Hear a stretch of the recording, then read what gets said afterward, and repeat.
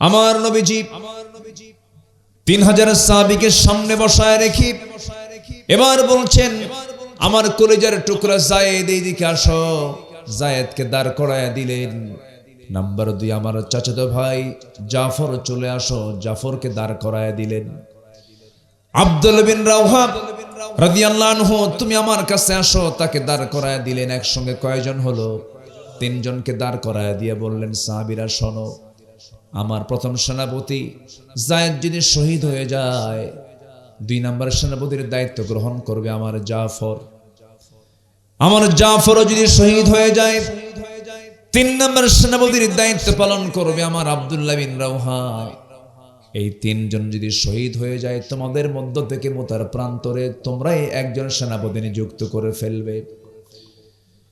আমার নবীজি এই কথা বলছিলেন, আর চোখের কোণায় তার চোখের অশ্রু জমা হয়ে গিয়েছে, চক্ষু লাল হয়ে গেছে। সাহাবীদের বুঝতে দেরি হলো না, এই 3 জনের কেউ বাঁচবেন না। 3 জন সাহাবীও তারা ভাবলেন, আমরাও তো বাঁচবো না। ইতিমধ্যে মুনাফিকেরা পিছন দিক থেকে আস্তে করে তাদেরকে ডেকে নিয়ে বলছে, যায়েদ, জাফর, আব্দুল্লাহ, যুদ্ধে যেও না, কারণ তোমরা নিশ্চিত তোমরা দুনিয়া থেকে বিদায় হয়ে যাবে। কারণ সেনাপতি 1 জন হয়, কিন্তু যুদ্ধ সেনাপতি কয়জন? 3 জন হয়ে গেছে। এই 3 জন সেনাপতি মুনাফিকদের কথার জবাব তার মুখেই মেরে দিলেন। বললেন, তোমরা মুনাফিকরা আমাদেরকে যুদ্ধে যেতে মানা করছো, কিন্তু আমরা নাকের মধ্যে জান্নাতের ঘ্রাণ পাওয়া শুরু করে দিয়েছি। জোরে বলি সুবহানাল্লাহ, আরো জোরে বলি সুবহানাল্লাহ। আমার বন্ধুগণ, এরপরে কি হলো? আমার নবীজি সাহাবে কেরামকে পাঠায়া দিলেন। ওইদিকে রোমানদের সৈন্য সংখ্যা ছিল প্রায় 1 লক্ষ। 1 লক্ষ রোমান সৈন্যের বিরুদ্ধে সাহাবীরা গিয়েছেন মাত্র কয় হাজার? 3000। সমযুদ্ধ তো নাকি? সমান সমান কত সমযুদ্ধ চিন্তা করা যায়।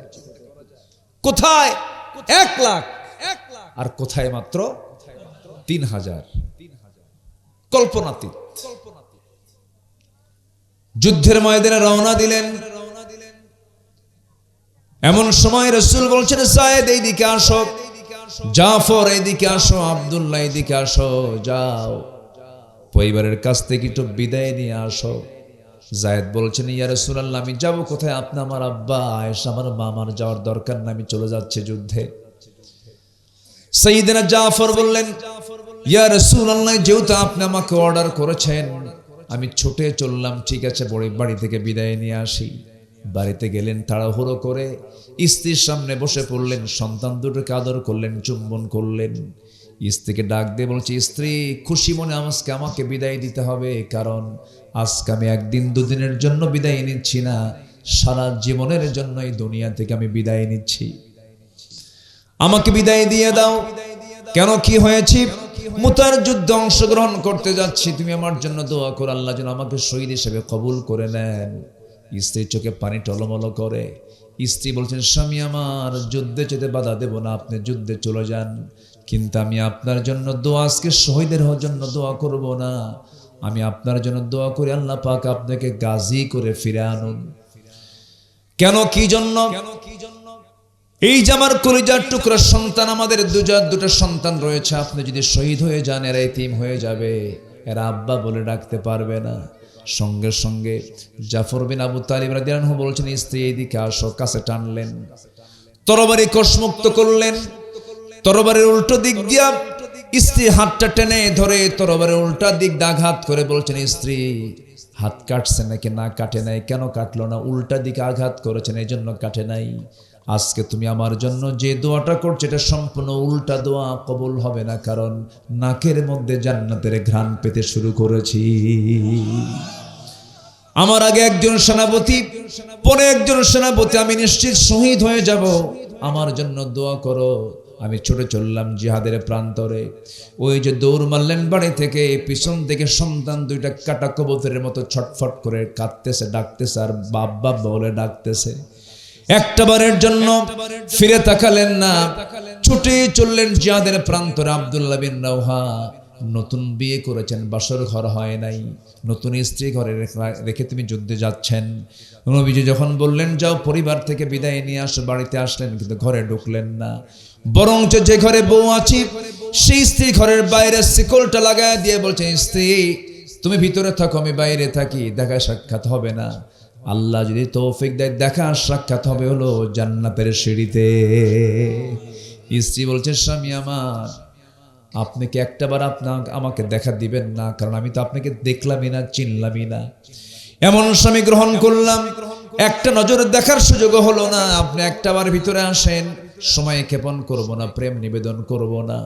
এই কথা বলার সঙ্গে সঙ্গে আব্দুল্লাহ বলছেন, স্ত্রী তোমার যদি এমন সহিনিয়ত হয়ে থাকে, চিন্তা করো না, হাসরের দিন, কিয়ামতের দিন আমার তোমার সঙ্গে পরিচয় করে দেওয়ার দায়িত্ব আমার আল্লাহ নিজে নিয়ে নিবেন। জোরে কোন সুবহানাল্লাহ। বিদায় নিলেন, যুদ্ধে ঝাঁপিয়ে পড়লেন, তিনজনের শাহাদাত বরণ করলেন। তৃতীয় তোমার সেনাপতি আব্দুল্লাহ বিন রাওহা ডান হাতে কালেমার ঝান্ডা ধরেছিলেন, ডান হাত কেটে ফেলে দিয়েছে। বাম হাতে কালেমার ঝান্ডা ধরেছেন, বাম হাতও কেটে ফেলে দিয়েছে। চট করে মুখের মধ্যে কামড় মেরে কালেমার ঝান্ডা কামড় মেরে ধরে আছেন, মস্তকটা কেটে ফেলে দিয়েছে, সিটকে পড়ে গেছে। 3 নম্বর সেনাপতি যখন শহীদ হয়ে গেলেন, 4র্থ নম্বর সেনাপতি খালিদ বিন ওয়ালিদ রাদিয়াল্লাহু তাআলা আনহু, যে সেনাপতি সারা জীবন তিনি 250-এরও বেশি যুদ্ধ করেছেন, প্রত্যেকটা যুদ্ধে তিনি বিজয়ের পতাকা পথ পথ করে উড়িয়ে তিনি মদিনা পর্যন্ত নিয়ে চলে গেছেন। খালিদ বিন ওয়ালিদ কালিমার ঝান্ডা নিতে আসতেছেন, দেখে কে যেন কালিমার ঝান্ডা উপর আকাশমুখী ধরে আছে, কিন্তু কাছে এসে দেখেন আকাশমুখী কেউ ধরে নাই। 3 নম্বর সেনাপতি আব্দুল্লাহ তিনি মুখের মধ্যে কামড় মেরে কালিমার ঝান্ডা ধরে আছেন, জমিনে ফেলতে দেন নাই। কাছে চলে গেলেন, কালিমার ঝান্ডা হাতে নেন, মাথা সহ চলে আসে, কানের মধ্যে মুখ ঢুকিয়ে বলছেন, ভাই রে, আমি হলাম মুতার যুদ্ধের 4 নম্বর সেনাপতি। সঙ্গে সঙ্গে মুখটা ফাঁকা হয়ে গেল, কালিমার ঝান্ডা হাতের মধ্যে নিলেন। যুদ্ধ করে 3000 সৈন্য নিয়া 1 লক্ষ সৈন্যকে পরাজিত করে কালিমার পতাকা বিজয়ী বেশে উড্ডীন করে মদিনা পর্যন্ত নিয়ে চলে গেলেন। নবীর সামনে যখন চলে গেছেন, আমার নবীজি কোনো কিছু জিজ্ঞাসা করার আগে বলেছেন, সাহাবীরা নামাজটা ঠিক মতো হয়েছে কিনা? সুবহানাল্লাহ বলবেন না? জোরে বলুন সুবহানাল্লাহ। সবার আগে কি বলেন? আরো জোরে বলেন, জিকির করি লা ইলাহা,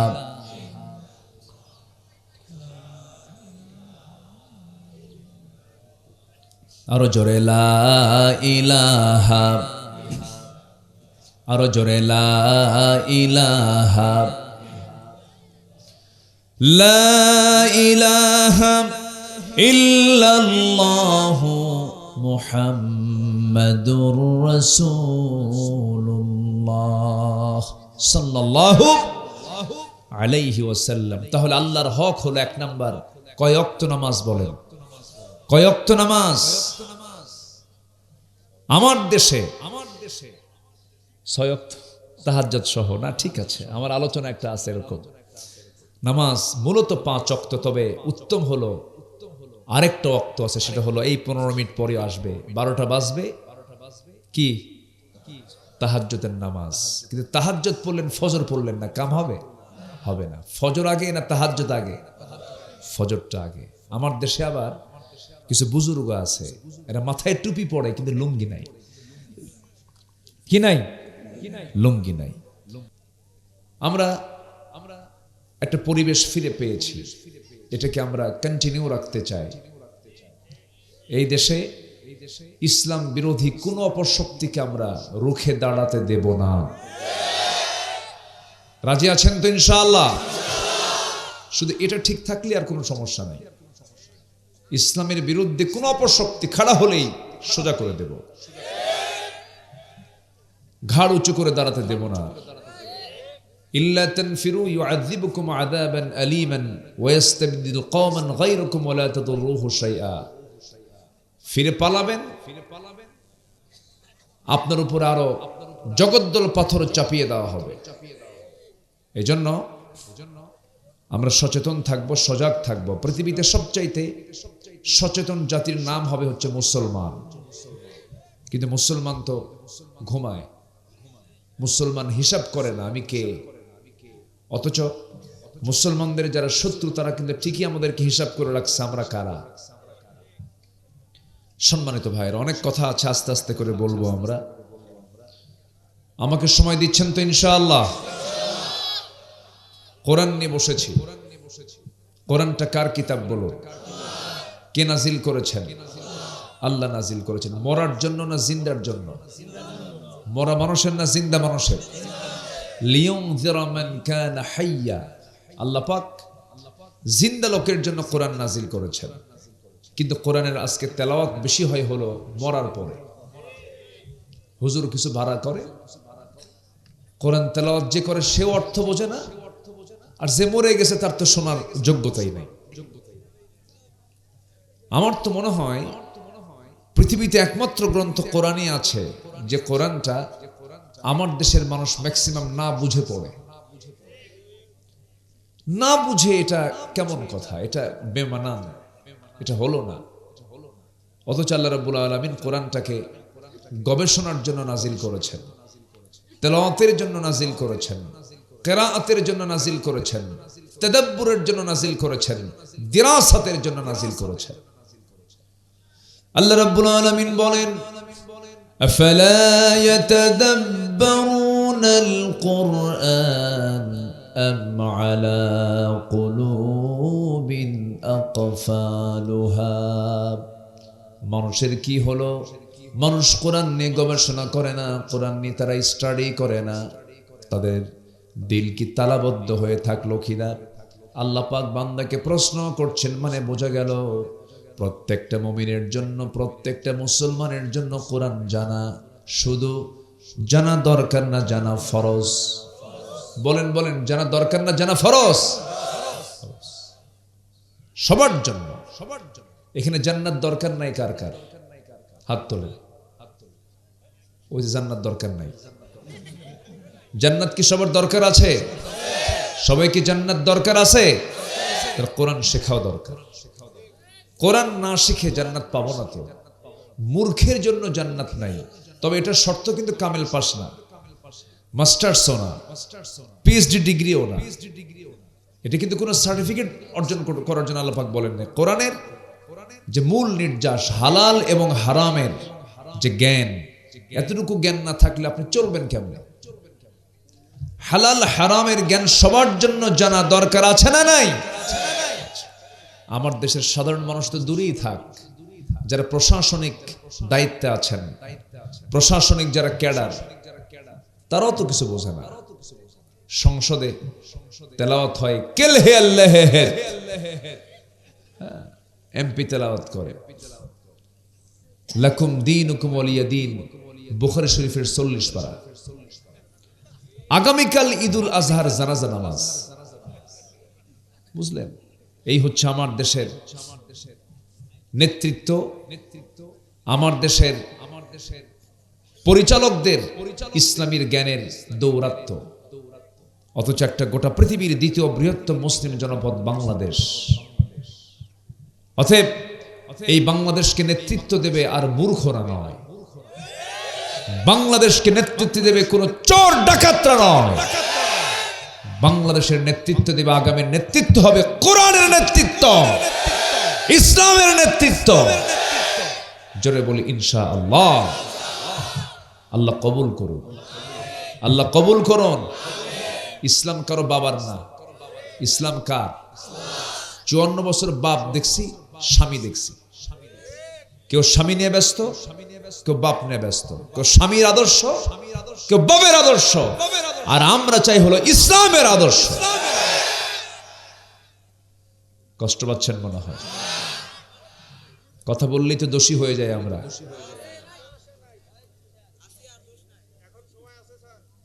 বলি আলহামদুলিল্লাহ, জোরে বলি আলহামদুলিল্লাহ। সম্মানিত ভাইয়েরা, আমার ডান পাশে যিনি বসে আছেন তার নাম হচ্ছে মিজান। মিজান মানে কি জানেন? পরিমাপ যেটা। ওয়া আকিমুল ওয়াজনা বিল কিসতি ওয়া লা তুখসিরুল মিজান।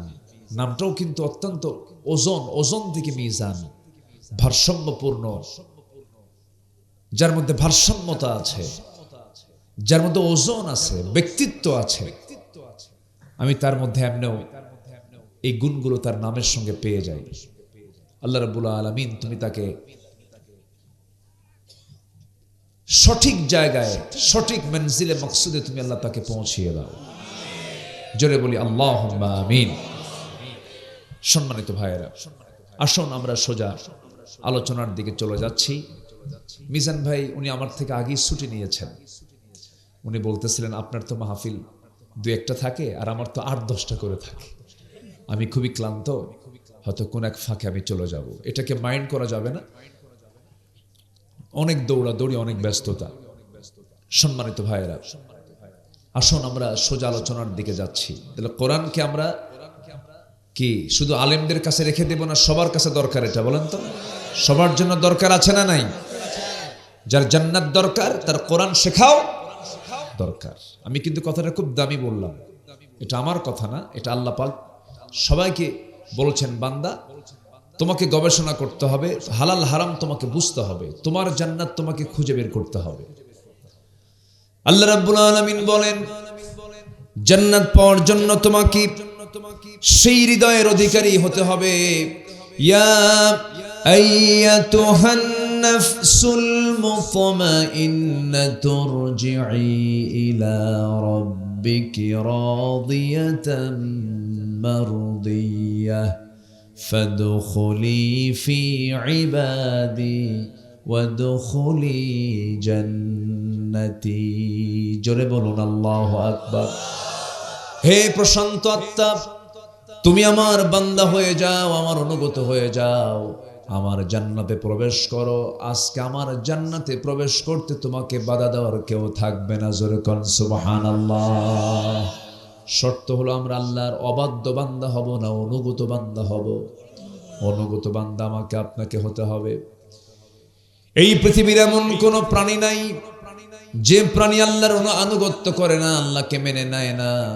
আকাশের উড়ন্ত পাখি, ওই জলভাগের বিশাল বড় বড় প্রাণীগুলো, আবার বনাঞ্চলের যত প্রাণীগুলো আছে, উড়ন্ত প্রাণী, স্থলভাগের প্রাণী, জলজ প্রাণী, যত প্রাণ আছে সমস্ত প্রাণীগুলো ওয়ালাহু আসলামা মান ফিস সামাওয়াতি ওয়াল আরদ তাওআন ওয়া কারহা। জোরে বলুন আল্লাহু আকবার। ইচ্ছাই হোক অনিচ্ছাই হোক, সব তার আল্লাহর সামনে তারা সারেন্ডার করছে।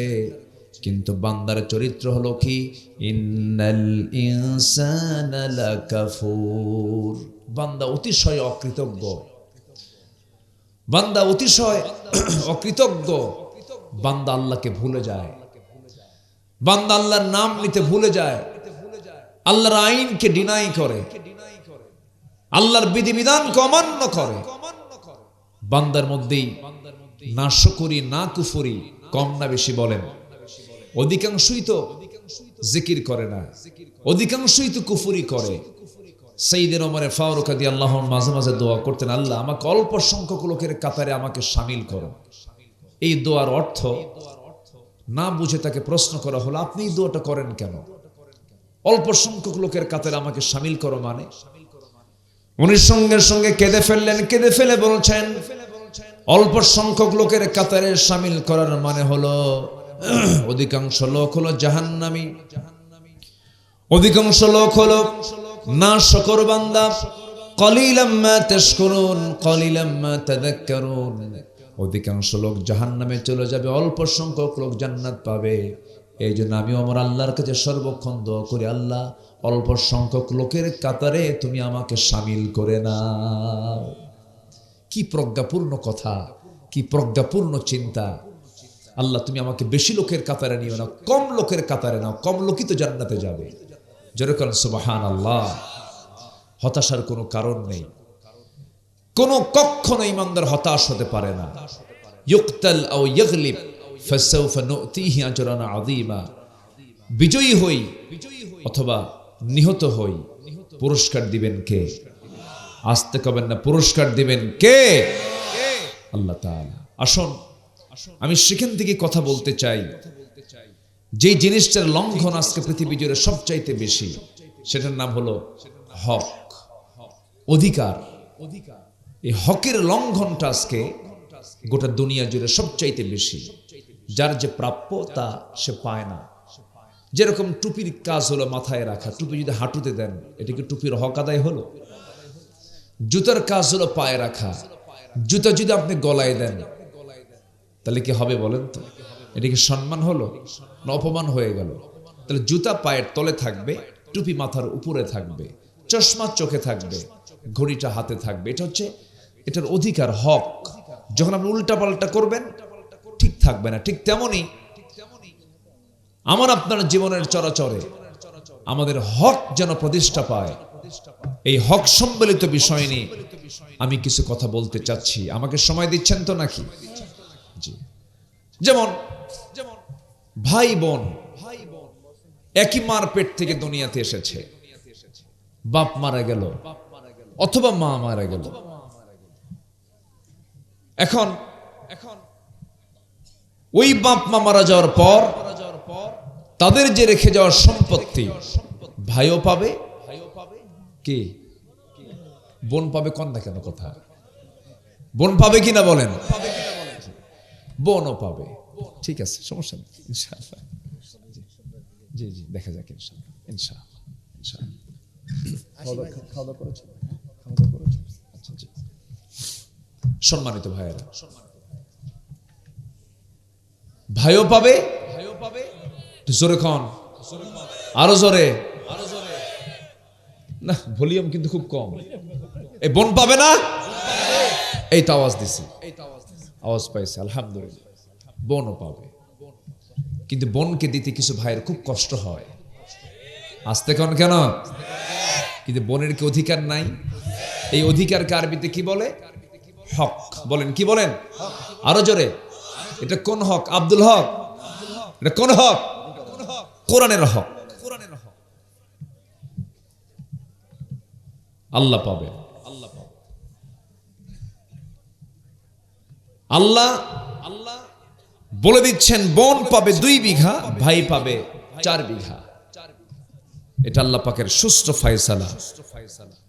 কিন্তু ভাই কি করে জানেন? ভাই বোনের সম্পত্তির ধান বেচা ওমরায় যায়।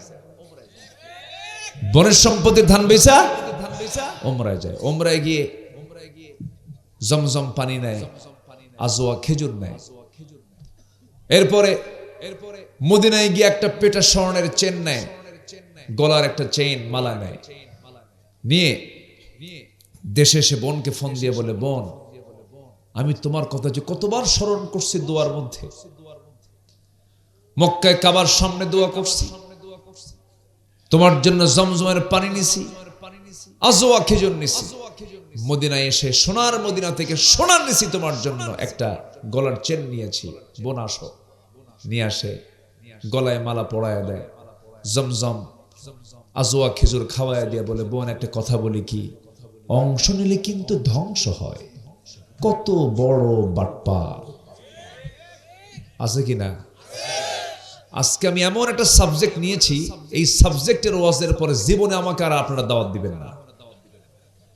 যে সাবজেক্ট নিছে আজকে খুশি হবেন না খুব একটা মনে হয়, কারণ বোনকে সম্পদ দেওয়া তো খুব কঠিন ব্যাপার। কিছু মাতব্বরও আছে ডাকাত, ওরা করে কি ভাইয়ের পক্ষ নিয়ে টাকা খায়া রায়টা উল্টায় দেয় ভাইয়ের দিকে। আছে কিনা? আমার এই ওয়াজে, এই লাইনে আমার অন্তত এই এলাকার মায়ের অন্তত খুশি, হুজুর ভালো করে কোন ভাই কিছু বসে আছে। কি কষ্ট হচ্ছে নাকি আপনাদের? হুজুর কোন সাবজেক্ট তুললেন? সম্পত্তিতে বেরি হয়ে যাবে আজকে দেখতেছি। কিন্তু সম্পদ বের হয়ে যাক, জান্নাতটা ঠিক থাক, জান্নাতটা ঠিক থাক। জান্নাতকে হারালে সব হেরে যাবে। সবচেয়ে বড় অর্জন হলো জান্নাত। আল্লাহ রাব্বুল আলামিন বলেন, বান্দা আমি তোর যে জান্নাতের যে এরিয়া রেখেছি, সর্বনিম্ন জান্নাত হবে 10টা পৃথিবীর মতো একটা জান্নাত আমি তোর জন্য রেখে দিয়েছি। 10টা পৃথিবীর মতো একটা জান্নাত। আর আমরা সেই জান্নাতকে হারাতে বসি। এই সামান্য দুনিয়ার কিছু অংশ বণ্টনে আমরা কম বেশি করে ফেলি। বোনকে ঠকাই, এতিম ভাতিজাকে ঠকাই, ভাই মারা গেছে, ভাতিজা ছোট অবস্থায় রেখে গেছে, ভাতিজার অংশের যে জমিগুলো, সেই ভালো জমিগুলো সব চাচা দখল করে একদম বিলের ভিতরের মাঝখানের যে জমি সেটা রাখে ভাতিজার জন্য, এতিম ভাতিজার জন্য। এরকম চাচা তো শাহজাদপুরে নাই। আজকে আমি একদম গোড়ায় হাত দিচ্ছি, কিন্তু কোনো উপায় নাই, গোড়ায় হাত দিচ্ছে আজকে। কি ভাই সাইদুর ভাই দেব? জীবনে আর দাওয়াত দেবেন না আপনারা, না দিলেন তাও হক কথা কিছু বলে যায়। এগুলো কেন হবে? ঠিক আছে না? এগুলো কেন হবে? ভাতিজার সম্পত্তি, এরপরে বোনের সম্পত্তি যারা মেরে খায় তাদের জন্য জান্নাত হারাম, হারাম, হারাম। সে জান্নাত পাবে না। খুব মারাত্মক বিষয়। জমির আইল ঠেলবেন, আল্লাহ কবরে আপনাকে ঠেলবেন ফেরেশতা দিয়ে। কিছু হাজি আছে হজ করে আসে, কিন্তু জমির আইল ঠেলা বন্ধ করে না, খালি আইল ঠেলে। সে জানে 33 শতক জমির জায়গায় আমার 38 শতক হয়ে আছে, তাও আরো আছে ওই জায়গায় জমি আমার। এরকম হাজি আছে না নাই? আচ্ছা, এগুলো করা যাবে না। আমরা যার যা হক আমরা আদায় করব। জোরে বলি ইনশাআল্লাহ। আল্লাহ রাব্বুল আলামিন বলেন, ইন্নাল্লাহা ইয়া'মুরুকুম আন তু'আদ্দুল আমানাতি ইলা আহলিহা ওয়া ইযা হাকামতুম বাইনান নাসি আন তাহকুমু বিল আদল ইন্নাল্লাহা নি'মা ইয়া'iযুকুম বিহি ইন্নাল্লাহা কানা সামিআন বাসীরা। জোরে বলুন আল্লাহু আকবার। হে ঈমানদারেরা, নিঃসন্দেহে আল্লাহ রাব্বুল আলামিন তোমাদেরকে অর্ডার করেছেন তোমরা কি করবে। তোমাদের যে আমানতগুলো আছে সে আমানতগুলো প্রাপ্ত ব্যক্তিদের কাছে তোমরা দিয়ে দাও, নিজের কাছে জবরদখল করো না, বড় বিপদে পড়ে যাবে। আল্লাহ পাক সূরা নিসার 36 নম্বর আয়াতে হক সম্বলিত বিষয়ে কথা বলেছেন বিস্তারিত। আল্লাহ রাব্বুল আলামিন বলেন, ওয়া'বুদুল্লাহা ওয়া লা তুশরিকু বিহি শাইআন ওয়া বিল ওয়ালিদাইনি ইহসানা ওয়া বিযিল কুরবা ওয়াল ইয়াতামা ওয়াল মাসাকিন والجار ذي القربى والجار الجنب والصاحب بالجنب وابن السبيل وما ملكت أيمانكم إن الله لا يحب من كان مختالا فخورا. جربون الله أكبر. আল্লাহ রাব্বুল আলামিন এখানে তার নিজের হকের কথা বলেছেন, বান্দার হকের কথা বলেছেন, পিতামাতার হকের কথা বলেছেন, প্রতিবেশীর হকের কথা বলেছেন, এতিম মিসকিনদের হকের কথা বলেছেন, এরপর নিকটতম আত্মীয় স্বজনদের হকের কথা বলেছেন, মুসাফিরের হকের কথা বলেছেন।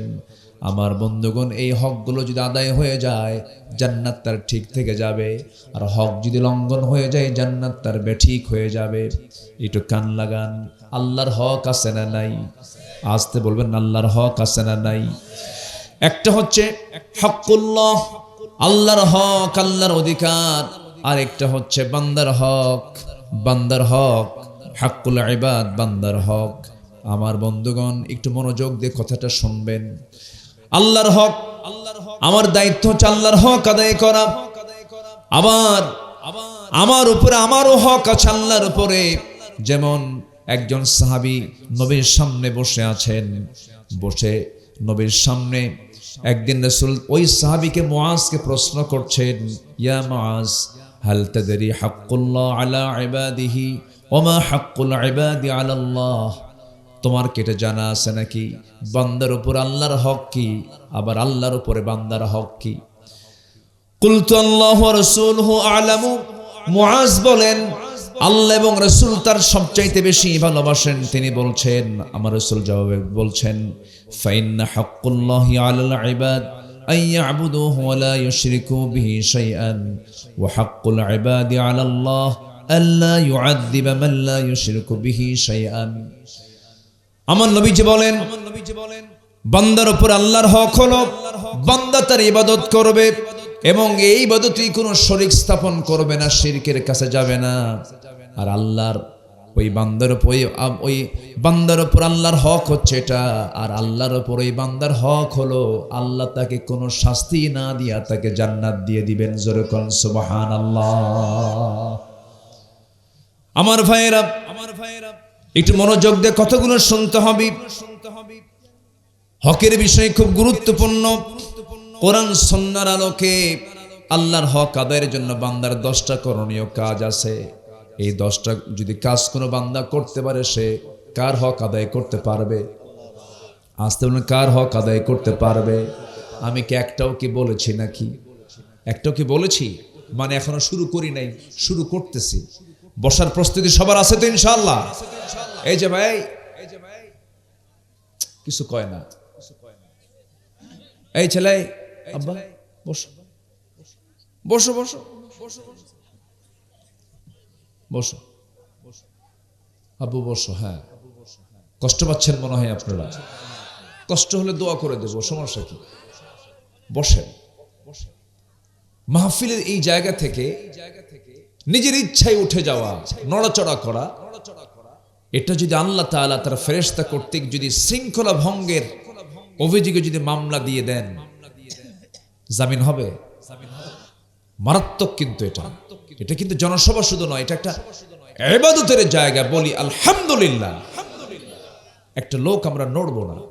এটা মনোযোগ দিয়ে শুনে। যেরকম আল্লাহর হক হচ্ছে নামাজ পড়া, এটা কার হক? বলেন কার হক? এই দেশে সবচাইতে বেশি নষ্ট করে মানুষ, এই দেশের মানুষ কি নষ্ট করে বলেন? নামাজ ছেড়ে দেয়। তাহলে আমার দেশের মানুষ আল্লাহর হক কম নষ্ট করে না বেশি নষ্ট করে? বেশি নষ্ট করে। নামাজ পড়তে চায় না। ওযু করবে কখন? নামাজিতে পড়ে না। ওয়াজ শুনে সারা রাত ধরে, হুজুর ওয়াজ শুনতে খুব মজা লাগে, ওযুর পানি ঠান্ডা। ওযুর পানি কি ঠান্ডা? এমন তো হওয়া যাবে না। কারণ নামাজ হচ্ছে কার হক? আমার নবীজি সাহাবীদের সব সময় একটা বিষয় খেয়াল রাখতেন, নামাজ ঠিক হয়েছে কিনা। আমার নবীজির ইতিহাসে যতগুলো যুদ্ধ অনুষ্ঠিত হয়েছে, এর মধ্যে সবচাইতে কঠিন একটা যুদ্ধ ছিল হলো মুতার যুদ্ধ। সেই মুতার যুদ্ধে আমার রাসূল নিজে অংশগ্রহণ করতে পারেননি। কেন পারেননি? ব্যাখ্যা এসেছে, মদিনার চতুর্পাশে ইহুদিদের বসবাস ছিল এবং মুনাফিকরা নানামুখী ষড়যন্ত্র শুরু করেছিল। রাসূলের সেই সময় মদিনা থেকে বের হওয়ার কোনো সুযোগই ছিল না। আমার নবীজি যখন শুনতে পেলেন রোমান সৈন্যরা মুতার প্রান্তরে উপস্থিত হয়ে গেছে, আমার নবীজি সাহাবে কেরামকে ডাকলেন, বলেন কারা কারা যুদ্ধে যাবে? সব সামনে হাজির হয়ে গেছে প্রায় 3000 সাহাবী। কয় হাজার? 3000। আমার নবীজি 3000 সাহাবীকে সামনে বসায় রেখে এবার বলছেন, আমার কলিজার টুকরা যায়েদ এইদিকে আসো। যায়েদকে দাঁড় করায় দিলেন। নাম্বার 2 আমার চাচাতো ভাই জাফর চলে আসো। জাফরকে দাঁড় করায় দিলেন। আব্দুল্লাহ বিন রাওহা রাদিয়াল্লাহু আনহু, তুমি আমার কাছে আসো। তাকে দাঁড় করায় দিলেন। একসঙ্গে কয়জন হলো? 3 জনকে দাঁড় করায় দিয়ে বললেন, সাহাবীরা শোনো, আমার প্রথম সেনাপতি যায়েদ যদি শহীদ হয়ে যায়, 2 নম্বর সেনাপতির দায়িত্ব গ্রহণ করবে আমার জাফর। আমার জাফরও যদি শহীদ হয়ে যায়, 3 নম্বর সেনাপতির দায়িত্ব পালন করবে আমার আব্দুল্লাহ বিন রাওহা। এই 3 জন যদি শহীদ হয়ে যায়, তোমাদের মধ্য থেকে মুতার প্রান্তরে তোমরাই একজন সেনাপতি নিযুক্ত করে ফেলবে। আমার নবীজি এই কথা বলছিলেন, আর চোখের কোণায় তার চোখের অশ্রু জমা হয়ে গিয়েছে, চক্ষু লাল হয়ে গেছে। সাহাবীদের বুঝতে দেরি হলো না, এই 3 জনের কেউ বাঁচবেন না। 3 জন সাহাবীও তারা ভাবলেন, আমরা তো বাঁচবো না। ইতিমধ্যে মুনাফিকেরা পিছন দিক থেকে আস্তে করে তাদেরকে ডেকে নিয়ে বলছে, যায়েদ, জাফর, আব্দুল্লাহ, যুদ্ধে যেও না, কারণ তোমরা নিশ্চিত তোমরা দুনিয়া থেকে বিদায় হয়ে যাবে। কারণ সেনাপতি একজন হয়, কিন্তু যুদ্ধ সেনাপতি কয়জন? 3 জন হয়ে গেছে। এই 3 জন সেনাপতি মুনাফিকদের কথার জবাব তার মুখে মেরে দিলেন, বললেন, তোমরা মুনাফিকরা আমাদেরকে যুদ্ধে যেতে মানা করছো, কিন্তু আমরা নাকের মধ্যে জান্নাতের ঘ্রাণ পাওয়া শুরু করে দিয়েছি। জোরে বলি সুবহানাল্লাহ, আরো জোরে বলি সুবহানাল্লাহ। আমার বন্ধুগণ, এরপরে কি হলো? আমার নবীজি সাহাবায়ে কেরামকে পাঠায়া দিলেন। ওইদিকে রোমানদের সৈন্য সংখ্যা ছিল প্রায় 1 লক্ষ। 1 লক্ষ রোমান সৈন্যের বিরুদ্ধে সাহাবীরা গিয়েছেন মাত্র কয় হাজার? 3000। সমযুদ্ধ তো নাকি? সমান সমান। কত সমযুদ্ধ চিন্তা করা যায়। কোথায় 1 লাখ আর কোথায় মাত্র 3000। কল্পনাতীত। যুদ্ধের ময়দানে রওনা দিলেন। এমন সময় রাসূল বলছেন, যায়েদ এইদিকে আসো, জাফর এইদিকে আসো, আব্দুল্লাহ এইদিকে আসো, যাও পরিবারের কাছ থেকে একটু বিদায় নিয়ে আসো। যায়েদ বলছেন, ইয়া রাসূলুল্লাহ, আমি যাব কোথায়? আপনি আমার আব্বা, আয়েশা আমার মা, আমার যাওয়ার দরকার না, আমি চলে যাচ্ছি যুদ্ধে।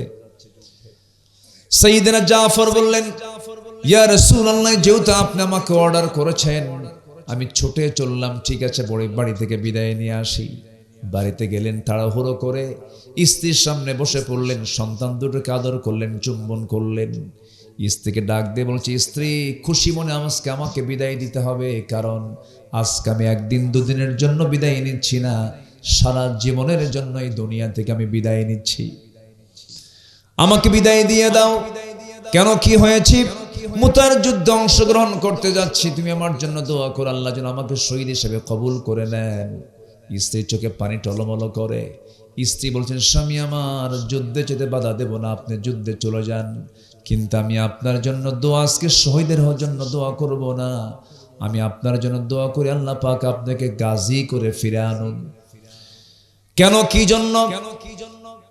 এই যে আমার কলিজার টুকরা সন্তান, আমাদের দুটা সন্তান রয়েছে, আপনি যদি শহীদ হয়ে যান, এরা এতিম হয়ে যাবে, এরা আব্বা বলে ডাকতে পারবে না।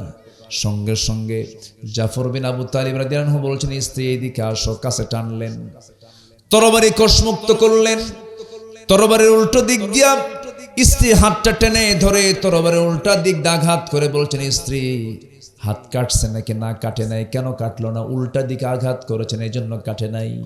আজকে তুমি আমার জন্য যে দোয়াটা করছো, এটা সম্পূর্ণ উল্টা দোয়া, কবুল হবে না, কারণ নাকের মধ্যে জান্নাতের ঘ্রাণ পেতে শুরু করেছি। আমার আগে একজন সেনাপতি, পরে একজন সেনাপতি, আমি নিশ্চিত শহীদ হয়ে যাব, আমার জন্য দোয়া করো। আমি ছুটে চললাম জিহাদের প্রান্তরে। ওই যে দৌড় মারলেন বাড়ি থেকে, পিছন থেকে সন্তান দুইটা কাটা কবুতরের মতো ছটফট করে কাঁদতেছে, ডাকতেছে, আর বাবা বলে ডাকতেছে। একটা বারের জন্য ফিরে তাকালেন না, ছুটে চললেন জিহাদের প্রান্তরে। আব্দুল্লাহ বিন রাওহা নতুন বিয়ে করেছেন, বাসর ঘর হয় নাই, নতুন স্ত্রী ঘরে রেখে তুমি যুদ্ধে যাচ্ছেন।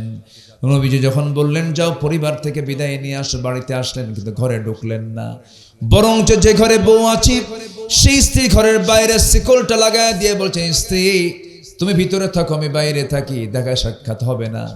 আল্লাহ যদি তৌফিক দেয়, দেখা সাক্ষাৎ হবে হলো জান্নাতের সিঁড়িতে। স্ত্রী বলছে, স্বামী আমার, আপনি কি একটাবার আমাকে দেখা দিবেন না? কারণ আমি তো আপনাকে দেখলামই না, চিনলামই না। এমন স্বামী গ্রহণ করলাম, একটা নজর দেখার সুযোগ হলো না। আপনি একটাবার ভিতরে আসেন, সময় ক্ষেপণ করব না, প্রেম নিবেদন করব না। এই কথা বলার সঙ্গে সঙ্গে আব্দুল্লাহ বলছেন, স্ত্রী তোমার যদি এমন সহিনিয়ত হয়ে থাকে, চিন্তা করো না, হাসরের দিন, কিয়ামতের দিন আমার তোমার সঙ্গে পরিচয় করে দেওয়ার দায়িত্ব আমার আল্লাহ নিজে নিয়ে নিবেন। জোরে কোন সুবহানাল্লাহ।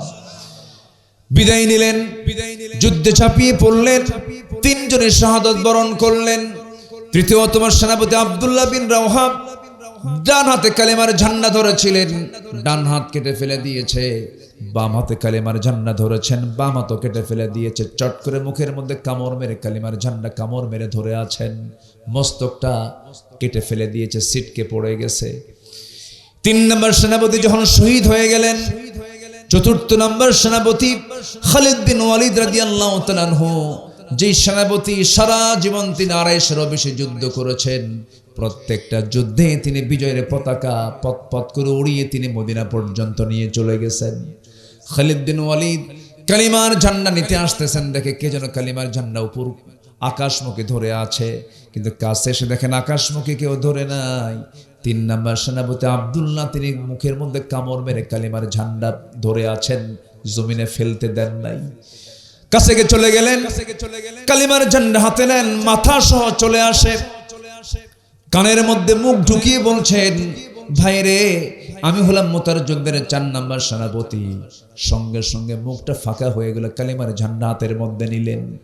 যুদ্ধ করে 3000 সৈন্য নিয়া 1 লক্ষ সৈন্যকে পরাজিত করে কালিমার পতাকা বিজয়ী বেশে উড্ডীন করে মদিনা পর্যন্ত নিয়ে চলে গেলেন। নবীর সামনে যখন চলে গেছেন, আমার নবীজি কোনো কিছু জিজ্ঞাসা করার আগে বলেছেন, সাহাবীরা নামাজটা ঠিক মতো হয়েছে কিনা? সুবহানাল্লাহ বলবেন না? জোরে বলুন সুবহানাল্লাহ। তাহলে সবার আগে কি বলেন? আরো জোরে বলেন, জিকির করি লা ইলাহা,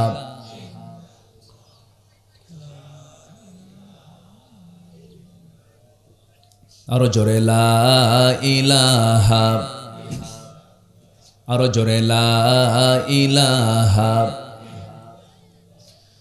লা ইলাহা ইল্লাল্লাহু মুহাম্মাদুর রাসূলুল্লাহ সাল্লাল্লাহু আলাইহি ওয়াসাল্লাম। তাহলে আল্লাহর হক হলো 1 নাম্বার, কয় ওয়াক্ত নামাজ বলেন? কয় ওয়াক্ত নামাজ? আমার দেশে 6 ওয়াক্ত তাহাজ্জুদ সহ না? ঠিক আছে, আমার আলোচনা একটা আছে এরকম। নামাজ মূলত 5 ওয়াক্ত, তবে উত্তম হলো আরেকটা ওয়াক্ত আছে, সেটা হলো এই 15 মিনিট পরে আসবে, 12টা বাজবে, কি তাহাজ্জুদের নামাজ। কিন্তু তাহাজ্জুদ পড়লেন, ফজর পড়লেন না, কাম হবে? হবে না। ফজর আগে না তাহাজ্জুদ আগে? ফজরটা আগে। আমার দেশে আবার কিছু বুজুর্গ আছে, এরা মাথায় টুপি পড়ে কিন্তু লুঙ্গি নাই। কি নাই? লুঙ্গি নাই। আমি এটা একটু পরিস্থিতি বুঝে আমি করবো ইনশাআল্লাহ। অনেক রাত হয়েছে তো, আমার আগের মেহমান তিনি দীর্ঘ সময় কথা বলেছেন ওই বিষয়ে। আমাকে সময় দিচ্ছেন তো নাকি? আমি যখন আসতেছিলাম রাস্তা ফুরায় না, বুঝলেন? শাহজাদপুর শুরু হয়েছে সেই তালগাছি থেকে, ঠিক আছে না? কোথায় তালগাছি? এই গাছের শেষ মাথার খুঁজে পাচ্ছি না। আসলাম, আসতে আসতে দেখি মাশাআল্লাহ রাস্তা এখন অনেক ভালো হয়ে গেছে। তো আগের তো অবস্থা খুব মানে কঠিন অবস্থা ছিল, এখন অনেকটা ভালো। আগে ছিল পুল সিরাতের মতো, অনেকটা ভালো হয়েছে, বলি আলহামদুলিল্লাহ। সম্মানিত ভাইয়েরা, তাহলে আল্লাহর হক হচ্ছে 1 নাম্বার 5 ওয়াক্ত নামাজ। আমরা সবাই পড়বো। তবে একটা দুঃখজনক কথা, বলুন তো কোন ওয়াক্তে সবচেয়ে কম মুসল্লি মসজিদে পাওয়া যায়? ফজর। হ্যাঁ, সবচেয়ে কম মুসল্লি কোন ওয়াক্তে? সবচেয়ে বেশি ফজিলত কোন ওয়াক্ত নামাজের বলেন? ফজর। আচ্ছা, কোন কোন নামাজের সময়ে মানুষ বাড়িতে বেশি সময় থাকে? ফজরে। তাহলে ফজরে মানুষ বেশি থাকে বাড়িতে, আর সবচেয়ে কম মুসল্লি হলো মসজিদে। মানুষগুলো যায় কোথায়? মেরাজে। কোথায় যায়? মেরাজে। আসসালাতু মিরাজুল, ঘুমে থাকে। মনে আছে কিনা কোন এক শুক্রবারে ভূমিকম্প হয়েছে? কিন্তু হয়েছে কিনা বলেন? বেশি হয়েছে কোথায়? ঢাকাতে। বেশি হয়েছে ঢাকায়, একটু ঝাঁকুনি বেশি মারছে। 10:30টার দিকে এই ভূমিকম্প হলো।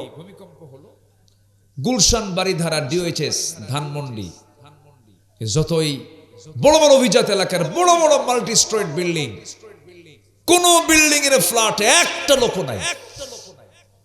এক ঝাঁকিতে সব রাস্তায়, সব কিন্তু ভিআইপি, সব কি ভিআইপি। যখন নামছে বিল্ডিং থেকে জুতা পায় না খালি পায়, গায়ে কি কাপড় চোপড় ছিল? শার্ট প্যান্ট টাই ছিল, কিছু কিছু না, সব যা ছিল রাতের পোশাক তা নিয়ে মারছে দৌড়। স্বামী স্ত্রী থুইয়া, স্ত্রী স্বামী থুইয়া, ছেলে বিয়া থুইয়া সব যেদিক থেকে পারছে দৌড়। সব রাস্তায় গিয়ে ভিআইপি ফকির। ভিআইপি কি? ফকির। আচ্ছা, এই যে লাভ মেরে কয়েক সেকেন্ডের ভূমিকম্পে যে সব যে রাস্তায় গিয়ে দাঁড়ায় থাকলো, কার ভয়ে? আল্লাহর ভয়ে। আল্লাহর ভয়ে যদি দৌড় মারতো, সেই দৌড় তো 10:30টায় মারার কথা না, ফজরে যাওয়ার কথা। ফজরে যায় নাই বলেই আল্লাহ বলতেছে বের হ তাড়াতাড়ি। আমরা কখন ভালো হব? যদি এই ভূমিকম্প যদি ঢাকায় 1 মিনিট কন্টিনিউ থাকতো, আগামী 100 বছরেও ঢাকার চিত্র এমন তৈরি করা সম্ভব হতো না। আল্লাহর কি ক্ষমতা! আর সেই বান্দা আল্লাহকে পাত্তাই দেয় না। জোরে কোন নাউজুবিল্লাহ। আমি আমার ভাষাটা এমন হয়ে বললাম, তাই তো টাইমই নাই। শুক্রবারে যায়, আজান দেয় 12:15টায়, মুসল্লি হাজির হয় 1:29 মিনিট 29 সেকেন্ডে। যায় সামনে যদি দেখে হুজুর খুতবা একটু লম্বা করে, হুজুর ভাবসাপ এমন, মানে ওর জন্য দুনিয়া। ঘড়ি দেখে আর হুজুরকে হুমকি ধামকি মারে, নামাজ শুরু করেন, টাইম নাই। ইমাম সাহেব নামাজ শুরু করে দেয়, এই মুসল্লি নিয়ত ধরে, আল্লাহ তুমিও ছাড়ো না, আমিও পারি না। আল্লাহু আকবার। কি কথা কি বুঝতেছেন? এরকম বান্দা আছে না নাই? আচ্ছা, এটা কি আল্লাহর হক আদায় হলো? আল্লাহর হক আদায় হতে হলে কয় ওয়াক্ত নামাজ? যেদিন করশালিকার মসজিদ, এই যে মসজিদ দেখে আসলাম, যেদিন করশালিকার মসজিদ ফজরের মুসল্লি জোহর, আসর, মাগরিব, এশার চাইতে বেশি হবে, সেই দিন আমি হলফ করে বলে গেলাম, এই গ্রামে কোনো মাদক, নেশা, বেপরদা, এই সমস্ত অসামাজিক কোন কার্যকলাপের গন্ধ এই গ্রামে আর থাকবে না। কোন ওয়াক্তের মুসল্লি বেশি হলে? ফজর। মুনাফিক সব ওয়াক্ত পড়তে পারে, কোন ওয়াক্ত পড়তে পারে না? ফজর। মুনাফিক ধরা খেয়ে যায় কোন ওয়াক্তে? ফজরে। মুসল্লি এত কম মসজিদে ফজরের, 4-5টা বুড়া যায় মসজিদে। যখন বলা হয় চাচা এই আপনি এত কষ্ট করে আসছেন, বাবা বুড়ি নাই, বুড়ি থাকলে আমিও আসতাম। কি কথা কি বুঝতেছেন? টাইম যায় না, কি করবে সেজন্য আসছে। এই যদি হয় আমাদের আল্লাহর হক আদায়ের দশা। আমি কিন্তু অবাস্তব কিছু বলছি না ভাই, বাস্তব বলছি। আমরা আল্লাহকে কাছে টেনে নিইনি এখনো। এই জন্যই সিচুয়েশন। আমরা নামাজকে কন্টিনিউ করব, জোরে বলি ইনশাআল্লাহ। আমার নবীজি এমন রাত চলে গেছে, আমার নবীজি 2 রাকাত নামাজ পড়েছেন, ফজর আজান হয়ে গেছে, লম্বা লম্বা রুকু করেছেন, লম্বা লম্বা সেজদা দিয়েছেন। ঘন্টার পরে ঘন্টা চলে গেছে, সেজদা থেকে আমার নবীজি মাথা উঠান নাই, চক্ষু লাল হয়ে গেছে, যায় নামাজ ভিজে গেছে চোখের পানি দিয়া। আম্মা জান আয়েশা মাঝে মাঝে বলতেন, ইয়া রাসূলুল্লাহ আপনি এত সেজদায় পড়ে পড়ে কাঁদেন কেন? আপনার তো সবকিছু মাফ করে দিয়েছেন আমার আল্লাহ তাআলা। সঙ্গে সঙ্গে রাসূল বলছেন, আয়েশা রে, কাল হাসরের ময়দানে আল্লাহ যদি আমাকে পাকড়াও করেন, আমিও পার পাবো না, কিন্তু আল্লাহ তাআলা আমাকে ইল্লা ইয়াতাগাম্মাদানি, আল্লাহ পাক আমাকে রহমতের চাদর দিয়ে বেষ্টন করবেন, আল্লাহ পাক আমাকে মাফ করে দিবেন। বিশ্বনবীর মতো মানুষ সারা দিন 100 বারেরও বেশি বার তওবা করেছেন। তুবু ইলাল্লাহ ফাইন্নী আতুবু ফিল ইয়াউমি মিআতা মাররা। তোমরা আল্লাহর কাছে তওবা করো, আমি রাসূল সারা দিন 100 বারেরও বেশি বার তওবা করি। কিন্তু আমার দেশে কিছু কিছু সময় কিছু লোকের আমদানি হয়। টাঙ্গাইলে একটা লোকের, ভদ্রলোকের বাড়ি আছে, যে লোকটা বলে আমি আমিন বলবো কেন, আমার তো কোনো গুনাহ নাই, আমার কোনো গুনাহ নাই, আমি আমিন কেন কব? কত বড় জাহেল, কত বড় মূর্খ! লতিফ সিদ্দিকীর নাম শোনেন নাই? সে বলেছিল হজ নাকি মুহাম্মদের ব্যবসা। জোরে কোন নাউযুবিল্লাহ। এত বাজে মানুষ, এত নোংরা মানুষ এখনো বহাল তবিয়তে আছে, কিচ্ছু হচ্ছে না। ঘাপটি মারা কিছু নাস্তিকের বাচ্চারা এখনো আমার দেশের মধ্যে ঘোরাফেরা করছে, তাদের কোনো বিচার হয় না। তো 54 বছরে একটা নাস্তিকের বিচার হয়নি, যারা প্রকাশ্যে রাসূল কিনে বাজে কথা বলেছে, ইসলাম কিনে বাজে কথা বলেছে। আমরা আগামীর পার্লামেন্টে একটা আইন দেখতে চাই, যে আইন প্রতিষ্ঠা পেলে পরে একটা নাস্তিক চক্র রেহাই পাবে না, ফাঁসির মঞ্চে ঝুলিয়ে মারা হবে। রাজি আছেন কারা কারা? হাত উঁচু করে দেখান মুসলমান।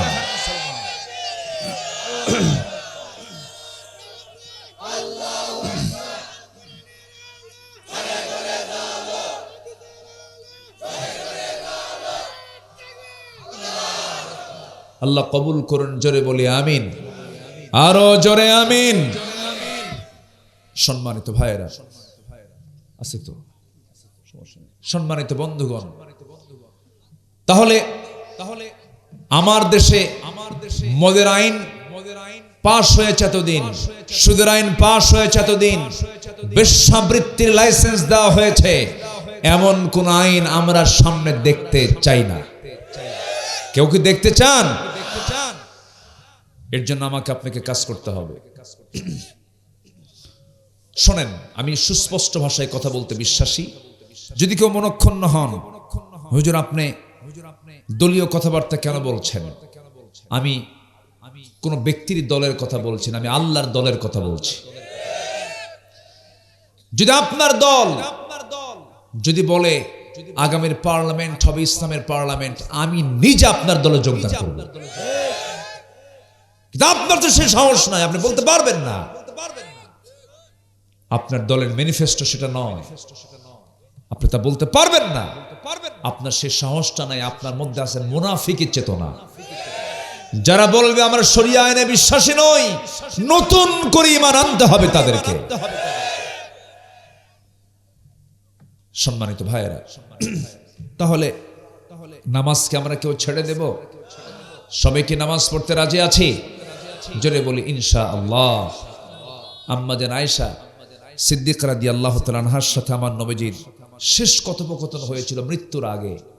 আমার নবীজি সেই মৃত্যুর আগেও বলেছেন নামাজের কথা। জোরে বলেন সুবহানাল্লাহ। আমার নবীজি নামাজের ব্যাপারে খুব সতর্ক ছিলেন, খুব সতর্কতা রাখতেন নামাজের ব্যাপারে। আমার নবীজির জীবনে এক ওয়াক্ত নামাজ কাজা হয়নি, এক ওয়াক্ত না। তার নামাজ কখনো কাজা ছিল না। আমরা তার উম্মত, আমরা কি করছি ভাই? দয়া করে সবার কাছে আমি করজোরে মিনতি জানাই, নামাজ আমরা কেউ ছাড়বো না। রাজি আছেন না ইনশাআল্লাহ? সবাই কি রাজি আছেন? আল্লাহ কবুল করুন, জোরে বলে আমিন। আমার নবীজি দুনিয়া থেকে বিদায় নেবেন, বিদায় লগন এসেছে। রাসূল যে কোনো মুহূর্তে দুনিয়া থেকে বিদায় নেবেন। মালাকুল মউত যখন তখন তার সামনে হাজির হয়ে যাবে। আমার নবীজির একবার হোশ একবারে বেহোশ। আম্মা জান আয়েশা সিদ্দিকার ঘরে তিনি সেই সময় ঢুকে পড়েছেন। আমার নবীজি ঢুকে পড়েই বলছেন, আয়েশা প্রচন্ড মাথা ব্যথা হচ্ছে, মাথায় পানি ঢেলে দাও। মাথায় পানি ঢেলে দেওয়া হলো। নবীজির মাথার চুলগুলো ভিজা ভিজা, শুয়েছিলেন, বালিশ দেওয়া হলো। রাসূল বলছেন, আয়েশা বালিশ আমার পছন্দ না, তুমি তোমার উরুটা বিছায়া দাও। উরুতে মাথা রাখলেন। হঠাৎ করে সাইয়েদনা বেলাল রাদিয়াল্লাহু আনহু যখন আযান দিয়েছেন, চট করে তিনি চেতন পেয়ে গেলেন। সোজা তিনি দাঁড়ানোর চেষ্টা করলেন, মসজিদে মুখী তিনি রওনা দিবেন। হঠাৎ করে তার মাথা চক্কর মেরে তিনি মাথা ঘুরে পড়ে যেতে লাগলেন। এমন সময় আম্মা জান আয়েশা সিদ্দিকা তাকে ধরে বলছেন, ইয়া রাসূলুল্লাহ, আপনি জামাতে নামাজ আদায় করতে পারবেন না মনে হয়। আমার নবীজি অশ্রুপূর্ণ চক্ষু নিয়ে বলছে, আয়েশা রে, তাই মনে হচ্ছে, আমার তো সেই কর্মক্ষমতা নাই, মনে হয় আমি জামাতে নামাজ আদায় করতে পারবো না। কিন্তু আযান তো দিয়ে দিল বেলাল, নামাজটা পড়াবে কে? আয়েশা তোমাকে বলে দিচ্ছি, তোমার আব্বা আমার বন্ধু আবু বকরকে বলে দাও আমার মুসল্লায় দাঁড়ায়া যেন জামাতের দায়িত্বটা পালন করে নেয়। আমার নবীজি দুনিয়া থেকে বিদায় নেবেন, তার আগেই তিনি ইঙ্গিত দিয়ে দিলেন, নেতৃত্ব দেবে কে? আর সেই নেতৃত্ব আসবে হলো নামাজ থেকে। কিসের থেকে বলেন? যে নেতা নামাজের নেতৃত্ব দিতে পারে না, সে আমার নেতা হতে পারে না। আসতে কোন কেন? যে নেতা আমার নামাজের নেতৃত্ব দিতে পারে না, সে আমার নেতা হতে পারে না। সোজা কথা। আমার নবীজি বললেন, আমার মুসল্লায় আমার আবু বকর দাঁড়াবে। সময় পার হয়ে যায়, আমার নবীর মুসল্লায় সাইয়েদনা আবু বকর দাঁড়ায় গেলেন। সাহাবে কেরামদের মধ্যে কান্নার রোল পড়ে গেল, হাউমাউ করে কান্নাকাটি শুরু হয়ে গেছে। নামাজ শুরু করেছেন সাহাবীরা। আমার নবীজি বলছেন, আয়েশা আমাকে একটু ধরো, জানালার কাছে নিয়ে যাও।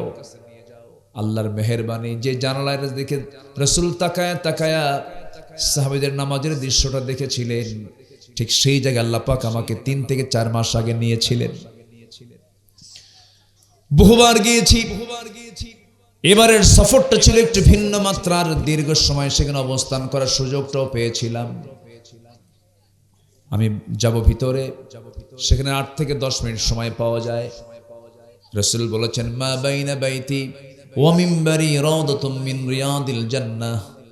আমার ঘর এবং আমার ওই মিম্বার এর মাঝখানের যে অংশটুকু, এটা হলো জান্নাতের টুকরা।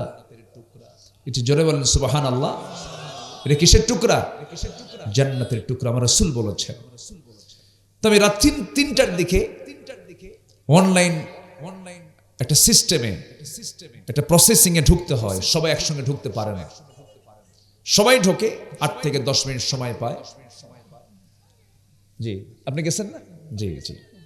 তো আমি ঢুকলাম। ঢোকার পর ফজরের একটু আগ দিয়ে ঢুকেছি। ভাবলাম যে কতক্ষণ যে থাকতে পারি জানি না, হয়তো সময় হলেই তো আমাদেরকে বের করে দেবে, থাকতে দেয় না তো। হ্যাঁ জি। তো আমি চিন্তা করলাম কি করি। তো ওখানে গিয়ে কিছুক্ষণ দাঁড়ায়া থাকলাম। দেখি আমার দিকে কিছু প্রবাসী ভাইয়েরা ওখানে চাকরি করে, পরিচ্ছন্ন কর্মী, আমার দেশের কিছু প্রবাসী চাকরি করে। কিশোরগঞ্জ, ময়মনসিংহ, নরসিংদী এই এলাকার কিছু প্রবাসী আমাকে দেখে দৌড় মেরে এসে বলছে, হুজুর আপনি ওমরায় আসছেন? হ্যাঁ। তো বললাম, আমাকে চিনলেন? হ্যাঁ চিনেছি হুজুর। বললাম, চিনছেন যখন একটা কাজ করেন, কি ফজর পর্যন্ত আমি এর মধ্যে থাকতে চাই। হুজুর দেখা যাক। ওখানকার যে প্রশাসনিক যে কর্মকর্তা, তো তার কাছে গিয়ে আমার ব্যাপারে এমন বলা বলছে, বুঝলেন? আমার দেশের মানুষ কিন্তু কিচ্ছু না পারলেও তেল মারতে পারে, কিন্তু বুঝলেন, এমন বলা বলছে। প্রশাসনিক কর্মকর্তা নিজেই এসে আমার হাত ধরে টেনে রাউদাতুম মিন রিয়াদিল জান্নার যে মেইন যে জায়গাটা, একদম প্রথম জায়গাটাতে আমাকে বসায় দিয়েছে। বসলাম। আমার নবীর যে ঘর, ঘরের যে দেওয়াল ঘেঁষে আমাকে বসায় দিল। আমার নবীর কবর সেখান থেকে 3 থেকে 4 হাত দূরে। আমার নবীর কবর বামে। আমি কিবলামুখী হয়ে আছি, বামে হচ্ছে আমার নবীজির কবর। ডান দিকে তাকায় দেখি আমার নবীজির মিম্বার। শুধু ওখান থেকে বের হতেন, মেম্বারে দাঁড়াতেন। এইটুকু জায়গায় তার যাওয়া আসা হতো। এত পরিমাণ যাওয়া আসা হয়েছে। আমি বসে 1500 বছর আগের দিকে তাকালাম। আমার স্মৃতি আমি নিয়ে গেলাম। আহারে, এই জায়গায় রাসূল কত চলেছেন, ফিরেছেন। আল্লাহি আমার নাকের ভিতরে যেন আমার নবীজির শরীরের ঘাম যেন ধাক্কা মারতেছে, আমি পাচ্ছি। আমি বসে আল্লাহর কাছে প্রথম যে দোয়াটা করলাম, আল্লাহ তোমার কাছে আমার প্রার্থনা হলো, আমার বাড়ি বাংলাদেশ আর আমার কলিজার টুকরার চেয়েও প্রিয় নবীর বাড়ি হলো মক্কা মদিনা। বিআইয়ি আরদিন তামুত, কোন জমিনে মৃত্যু হবে জানি না। আল্লাহ তোমার কাছে ফরিয়াদ করি, আমার মৃত্যুর দিনটা যেন মদিনায় হয়। এই দোয়া করেছি প্রথম।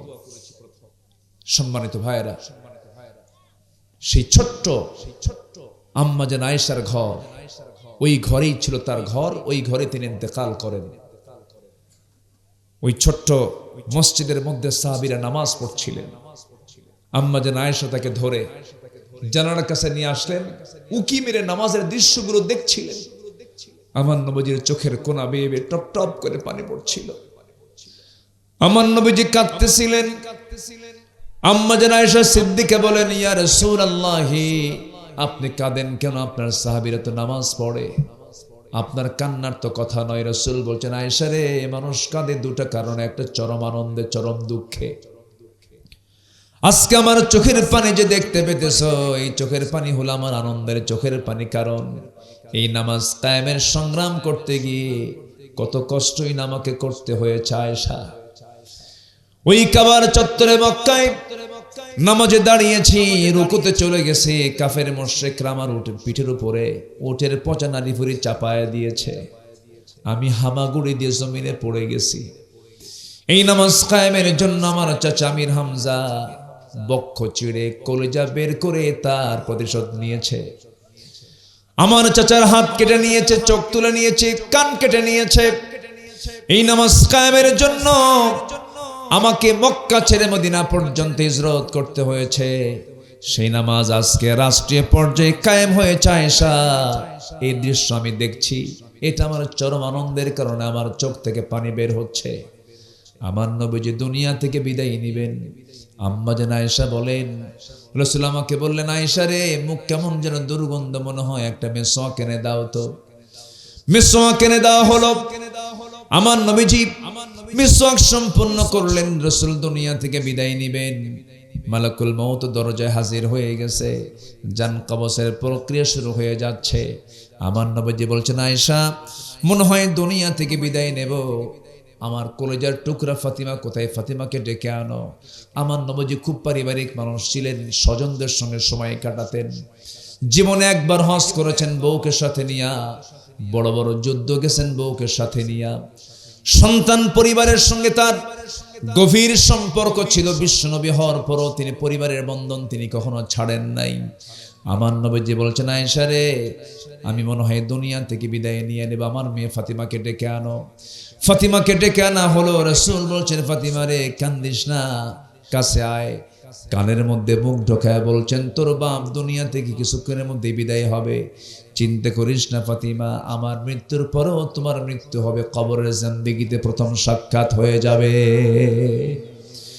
আমার নবীজি সবার কাছ থেকে বিদায় নিলেন। আনাস বিন মালিক ছিলেন নবীজির খাদেম। 20 বছর বয়স তার হয়েছে তখন। 10 বছরের খাদেম হয়ে নবীর কাছে এসেছিলেন, তার মা দিয়ে গিয়েছিলেন। যখন নবীজি দুনিয়া থেকে বিদায় নেবেন, এমন সময় বলছেন, ইয়া রাসূলুল্লাহ, আমার তো বয়স কেবল হলো, আপনি দুনিয়া থেকে বিদায় নিতেছেন। ইয়া রাসূলুল্লাহ, আমার তো সহ্য হচ্ছে না, আমি এটাকে নিয়ন্ত্রণ করতে পারছি না। নবীর কাছ থেকে দূরে দূরে থাকেন সাহাবী। আমার নবীজি কিছুক্ষণ পর বলছেন, সাহাবীর আমার কলিজার টুকরা আমার খাদেম আনাস বিন মালিক কোথায় গেল? তাকে সামনে ডেকে আনা হলো। রাসূল বলছেন, আনাস, আমার কাছ থেকে দূরে দূরে থাকো কেন? তুমি মনে হয় কষ্ট পেয়েছো। কষ্ট পেয়ে থাকলে তুমি আমাকে দয়া করে মাফ করে দিও। সাইয়েদনা আনাস বলেন, ইয়া রাসূলুল্লাহ, আপনি আমাকে এমন করে বলেন কেন? আমি তো ছোট্টবেলায় আপনার কাছে খাদেম হয়ে নিয়োগ প্রাপ্ত হয়েছে, আমার মা দিয়ে গেছেন, আপনি আমাকে কোনোদিন খেদমত করার সুযোগই দেন নাই। কেবল আমার বয়স শুরু হয়েছে 20 বছর। আমি আপনার জন্য দোয়া করি, যুগের পর যুগ ধরে বেঁচে থাকেন, আমি আনাস যেন আপনার খেদমত করে যেতে পারি। এই কথা বলার সঙ্গে সঙ্গে আমার রাসূল বলছেন, আনাস, আমার হায়াত বেশিক্ষণ না, আমি দুনিয়া থেকে যে কোনো মুহূর্তে দুনিয়া থেকে বিদায় নিয়ে নেব। তোমার যেহেতু এমন তামান্না তুমি হৃদয়ে লালন করছো, আমি আল্লাহকে বলবো, আল্লাহ, জান্নাতের মধ্যে আমার কোনো খাদেম থাকবে না, আমার খাদেম থাকবে আমার দুনিয়ার আনাস বিন মালিক। জোরে করুন সুবহানাল্লাহ। আমার ভাইরা, আমার নবীজি দুনিয়া থেকে বিদায় নেওয়ার প্রাককালে আস্তে করে আয়েশাকে ডাক দিয়ে বলছে, আয়েশা রে, দুনিয়া থেকে বিদায় হয়ে যেতেছি, তোমার কাছে বহু হাদিস বর্ণনা করেছি, আজকে সর্বশেষ একটা হাদিস বর্ণনা করছে। আয়েশা, আমার উম্মতকে জানায় দিবা, আমার উম্মতরা যেন কখনো 5 ওয়াক্ত নামাজ না ছেড়ে দেয়। জোরে করুন সুবহানাল্লাহ। নামাজ কার হক? আসতে বলবেন না, কার হক? আল্লাহর হক। আমরা নষ্ট করব না, জোরে বলি ইনশাআল্লাহ। কোরআনের আলোকে আল্লাহর হক আদায়ের জন্য বান্দার 10টা করণীয় একটাও বলিনি, তবে একটা ইবাদতের কথা বলেছে হক, সেটা হচ্ছে নামাজ। সেটা কি বলেন? নামাজ। এক নম্বর হক হচ্ছে শর্ত, যদি আমরা হক আদায় করতে চাই, করণীয় হচ্ছে সকল প্রকার শিরক জীবন থেকে ধুয়ে মুছে সাফ করতে হবে, পরিষ্কার করতে হবে যে আমার শিরকের কোনো কাজে নিজেকে অংশগ্রহণ করা যাবে না। যেরকম দল দুটো আছে দুনিয়াতে, একটা হচ্ছে আল্লাহর দল আর একটা কার দল? মানুষের দল, অর্থাৎ শয়তানের দল। আমরা দল করব কার? আস্তে দল করব কার? আইন দুটা, একটা হচ্ছে আল্লাহর আইন আর একটা কার আইন? মানুষের আইন। তো মানুষের আইন শ্রেষ্ঠ না আল্লাহর আইন শ্রেষ্ঠ? এই যে কোরআন দেখতে পাচ্ছেন, কোরআনের উপরে যদি কেউ কোনো অন্য কোনো বই রাখে, বঙ্কিমচন্দ্র, শরৎচন্দ্র, রবি ঠাকুর, নজরুল, কোনো কবির কবিতা, কোনো সাহিত্যের বইও যদি রাখা হয়, আমরা মানব? আমরা নিচে রাখবো, কারণ কোরআনের উপরে কোনো কিতাব রাখতে দেব না আমরা, এটা বেমানান হবে।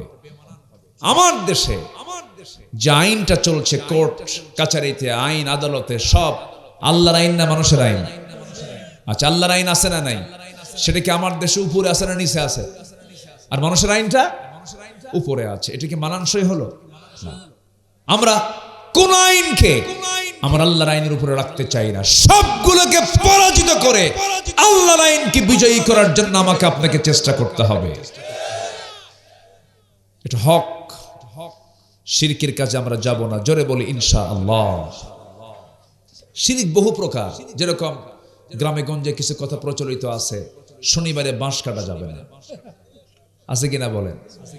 মঙ্গলবারে বিয়ে হওয়া যাবে না, সকালবেলা বাকি দেওয়া যাবে না, বৃষ্টির দিনে কেউ বিয়ে করলে তার সারা জীবন চোখের পানি ফুরাবে না। দেখেন কোথায় যে পাইছে হাদিস আল্লাহ জানে।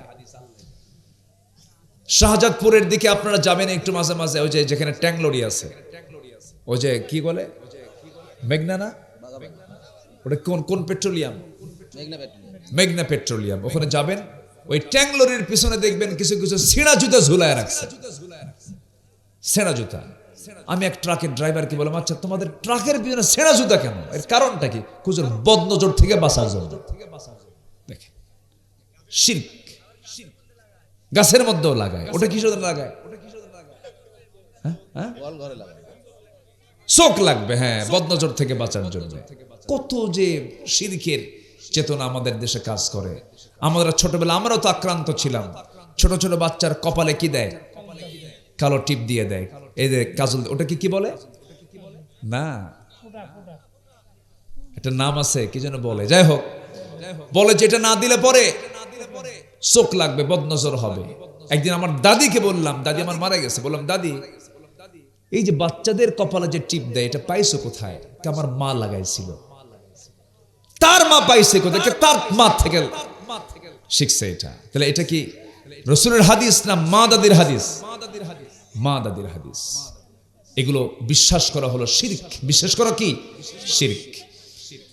বাচ্চা হয় না, মাজারে চলে যায়, মান্নত করে, গরু দেয়, ছাগল দেয়, ভেড়া দেয়, এদিকে মনে হয় দেয় না, এগুলো না, এগুলো আছে। এই তো কাম সারছে।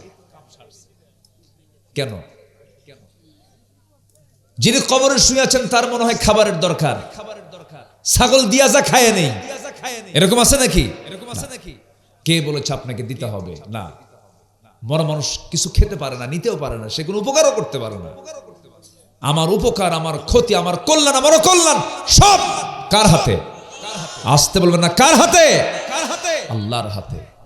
আপনি মান্নত করলেন, গরু দিলেন, যারা মাজারে গরু দেয় তারা আরেক বলদ, যারা ছাগল দেয় তারা হচ্ছে রাম ছাগল। আশ্চর্য কথা, বাপ মা ভাত পায় না, ও ছাগল দেয় মাজারে গিয়া। বাপ মার খেদমত কর, তো কিসমত খুলে যাবে, তোর সব নিয়ত পূরণ হয়ে যাবে। বাপ মাকে দেখে না, এরকম সন্তান তো মনে হয় আছে কিনা? শাহজাদপুরে আছে না নাই? নেতার পিছনে R15 নে ঘরে, ওই বিড়িঘর আর গাঁজাখোর নেতার পিছনে R15 নে হুন্ডা নিয়ে ঘরে। বাপ মা ভাত পায় না, ওগুলো বাদ দিয়ে বাপ মার খেদমত করো, বাপ মাকে দেখো, বাপ মার হক আদায় করো।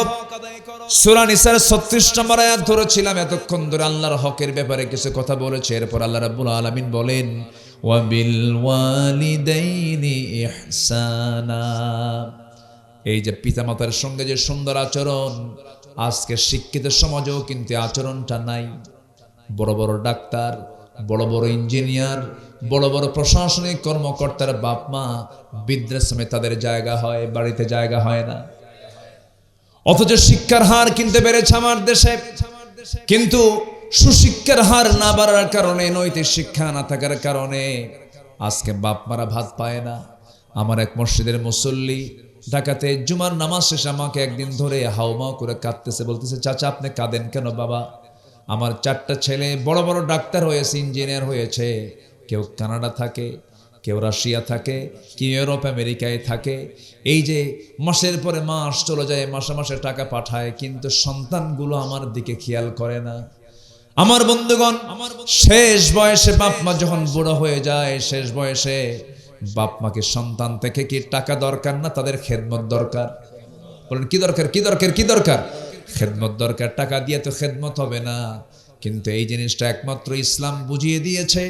আল্লাহ রাব্বুল আলামিন বলেন, ইম্মা ইয়াবলুগান্না ইনদাকাল কিবারা আহাদুহুমা আও কিলাহুমা ফালা তাকুল লাহুমা উফ ওয়ালা তানহারহুমা وقل لهما قولا كريما। জোরে বলুন আল্লাহু আকবার। তোমার বাপ মা যখন বুড়ো হয়ে যাবে, একজন অথবা দুজন, যে কোনো একজন অথবা দুজন যদি বুড়ো হয়ে যায়, সেই সময় তোমরা তাদের সঙ্গে শব্দ করবা না, ধমক দিয়ে কথা বলবা না, সুন্দর করে কথা বলবা। বলুন তো, বাবার কণ্ঠ উঁচু হবে না মার না বাচ্চার কণ্ঠ উঁচু হবে? বলেন, সন্তানের কণ্ঠ উঁচু হবে না বাবার কণ্ঠ উচ্চ হবে? বাবার কণ্ঠ উচ্চ হবে। বাবা বড় আওয়াজে কথা বলবেন, ছেলে ছোট আওয়াজে কথা বলবে। মা বড় আওয়াজে কথা বলবেন, মেয়ে ছোট আওয়াজে কথা বলবে। এটাই তো স্বাভাবিক হওয়ার কথা ছিল। আল্লাহ পাক বলছেন, ওয়ালা তাকুল লাহুমা উফ, ও শব্দ করো না, বরং কি কথা বলবে। কারণ ওই মা যখন বুড়ি হয়ে যায়, ওই বাপ যখন বুড়া হয়ে যায়, তার স্বভাবগুলো সম্পূর্ণ ছোট্ট বাচ্চার মতো হয়ে যায়। ছোট্ট বাচ্চা যেমন বলে সদা নিয়ে আসবি, ছোট্ট বাচ্চা যেমন বলে তুমি আমার জন্য এটা নিয়ে আসবে, এটা নিয়ে আসবা, তেমন করে বাপ মা বুড়ো হয়ে গেলে পরে তারাও ছোট্ট বাচ্চার মতো এটা চাই, ওটা চাই, ওটা চাই, ধমো, এই কাজ করো, এই কাজ ভুল করে ফেলো, এই কাজ ভুল করে ফেলে, আপনার বিরুদ্ধচারণা করে, আপনার বিরুদ্ধ বলে বেড়াবে। বয়স হয়ে গেছে, সেই সময় এত বিরক্ত করলেও তোমার উচিত হলো ওয়াকুল লাহুমা কাওলান কারীমা, একটা বারের জন্য শব্দ না করে বলবা সুন্দর কোমল ভদ্র কথা। জোরে কোন সুবহানাল্লাহ। সরাসরি কিন্তু এটা আয়াত। কার হুকুম? আল্লাহর হুকুম। আমাদের জাতির পিতাকে, আরো জোরে কোন জাতির পিতাকে, তার ছেলে নাম কি? মাশাআল্লাহ, ইসমাঈল আলাইহিস সালাতু ওয়াস সালাম। তিনি বিয়ে করেছেন। ছেলে কি করেছেন? বিয়ে করেছেন। তো ছেলে বউকে দেখতে আসছেন একদিন, যেদিন তার ছেলে নাই বাড়িতে। ছেলে বউকে দেখতে আসছেন, ঘরের মধ্যে ঢুকছেন, ঢুকে বলছে, তোমরা কেমন আছো? ভালো নাই, সংসার জীবন ভালো চলে না, ভালো নাই, খুব খারাপ আছে। আল্লাহর শুকরিয়া আদায় করলো না। ইব্রাহিম আলাইহিস সালাম নিজের পরিচয় না দিয়ে বললেন, তোমার স্বামী ইসমাইল যখন বাড়িতে আসবে, সেই সময় বলে দেবে একটা বুড়া লোক আসছিল, সেজন্য আসার সঙ্গে সঙ্গেই ঘরের চৌকাটটা পাল্টায় দেয়। ঘরের চৌকাট কি করে? পাল্টায় দেয়। তো এই মহিলা ভাবছে, মনে হয় ঘরের কোনো চৌকাট মনে ওই পোকা খাইছে, বোঝেই নাই কথা।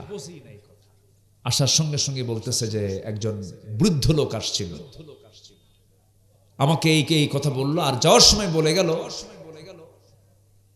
আপনি আসা মাত্রই যেন এই কথা বলি। কি কথা? ঘরের চৌকাট যেন পাল্টায়।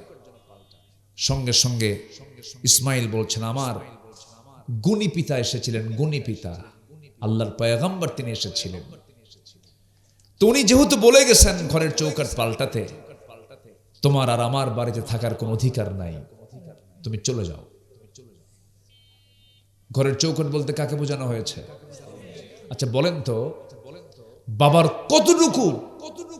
কতটুকু বাবার আইনি অধিকার থাকলে পরে এই কথা বলার পর আল্লাহর পয়গম্বর আরেকজন তার বাবার কথাকে রায় দিয়ে বউটাকে পাঠায় দিলেন বাপের বাড়ি, তালাক দিয়ে দিলেন। বলেন তো বাবার দাম কি আছে? আজ থেকে বাবার দাম কি আছে? আচ্ছা, এটা মাথায় রাখবেন। অসংখ্য পরিবার আছে যারা স্ত্রীর কথায় বাপ মার সঙ্গে সম্পর্ক কাট, কিচ্ছু করে না, দেখছেন সব ফেরেশতা হয়ে বসে আছে। এই আছে না নাই? আচ্ছা বলেন তো, একটা প্রশ্ন করি, মা বড় না বউ বড়? ভালো করে কম। মাহফিলে মা বড়, বাড়িতে বউ বড়। মাহফিলে আর কেউ বলবে যে মা ছোট? কেউ বলবে? মাহফিলে মা বড়, বাড়িতে বউ বড়। দেখেন বাড়িতে বউ বড় বলে ফেলছে।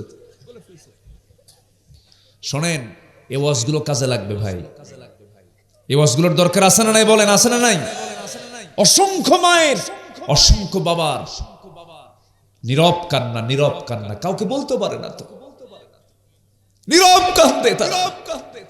আমাদের কাছে এসে হব ছাড়ে, দম ছাড়ে আর বলে, দীর্ঘ নিঃশ্বাস ছাড়ে আর বলে, আহারে করলাম কি আর পেলাম কি। চোখের পানিতে বালিশ ভিজে যায়। বাপ মা তো, তাদের কলিজা তো আমার আপনার মতো এত ছোট না, আকাশের মতো উদার, দুর্নামও করে না। সন্তান ভালো, বউ ভালো, খুব ভালো বাবা, খুব ভালো, কাউকে বলতে দেয় না। সবার কাছে অনুরোধটুকু রাখবো, এক নম্বর আল্লাহর হক। আজকের সাবজেক্ট কি বলেন? হক। এক নম্বর কার হক? এরপর আল্লাহ বলছেন বাপ মার হক আদায় করো।